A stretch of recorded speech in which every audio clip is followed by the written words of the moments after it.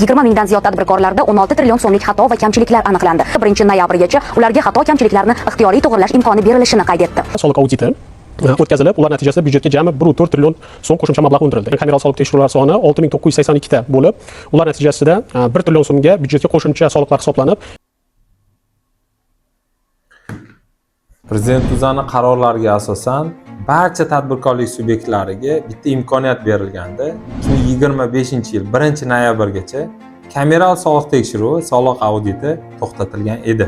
Bugungi kunda ushbu muddat tugadi. Ya'ni butun tadbirkorlik subyektlarida sun'iy intellekt asosida Davlat soliq qo'mitasi tomonidan tahlillar o'tkazilyapti va tekshiruvlar soni oshishi kuzatilyapti. Shu sababli yil yakuniga qadar barcha tadbirkorlik subyektlaridan tekshiruvda aniqlanishi mumkin bo'lgan holatlar va kamchiliklarni mustaqil ravishda to'g'rilab olish imkoniyati mavjud.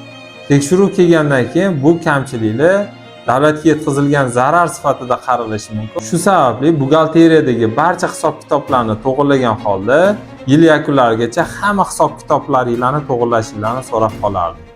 Agar sizga ekspress audit xizmati kerak bo'ladigan bo'lsa, kommentariyaga plyus qoldiring, biz sizga aloqaga chiqamiz.